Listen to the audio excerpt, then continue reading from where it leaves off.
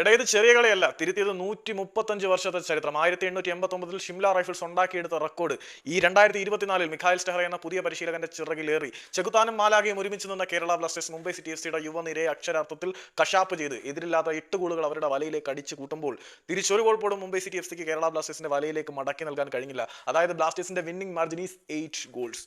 Durand കപ്പിന്റെ ദീർഘകാല ചരിത്രത്തിലെ ഏറ്റവും വലിയ വിജയം. നൂറ്റാണ്ടുകളുടെ പഴക്കമുള്ള ഒരു ടൂർണമെന്റിന്റെ ചരിത്രത്തിലെ ഏറ്റവും ഉയർന്ന വിന്നിംഗ് മാർജിനിൽ ഒരു തുടക്കക്കാരൻ പരിശീലകന്, അല്ലെങ്കിൽ പരിശീലകനായി ഇന്ത്യൻ ഫുട്ബോളിലേക്ക് കാലെടുത്ത് കുത്തുന്ന പരിശീലകനെ നേടാൻ കഴിയുമെന്ന് നമ്മൾ പ്രതീക്ഷിച്ചില്ല. This is massive, literally massive, monotonous, humongous, പറയാൻ വാക്കുകളില്ല. എതിരില്ലാത്ത 8 ഗോളുകൾ. ഇഷാൻ പണ്ഡിതയ്ക്ക് കൂടി ഹാട്രിക്ക് നേടാൻ കഴിഞ്ഞില്ല എന്നുള്ളൊരു സങ്കടം മാത്രമേ ഉള്ളൂ.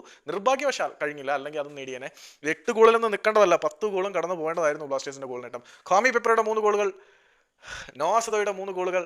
നോഹ സദോയ് കേരള ബ്ലാസ്റ്റേഴ്സിന് വേണ്ടി അരങ്ങേറിയ മത്സരത്തിൽ ഹാട്രിക്. ഇതിൽ പരം മികച്ചൊരു അരങ്ങേറ്റം എങ്ങനെ കിട്ടാനാണ് മക്കളെ? മിഖായൽ സ്റ്റെഹ്റയ്ക്ക് 8 ഗോളിന്റെ വിജയം. ഇഷാൻ പണ്ഡിത വന്നു കയറി 2 എണ്ണം തൂക്കി. അതായത് 8 ഗോളുകൾ. 135 വർഷത്തെ ചരിത്രം തിരുത്തി എഴുതി. ഇത് ബ്ലാസ്റ്റേഴ്സിന്റെ പുതിയ യുഗത്തിന്റെ പിറവിയായിട്ട് നമുക്ക് വാഴ്ത്താം.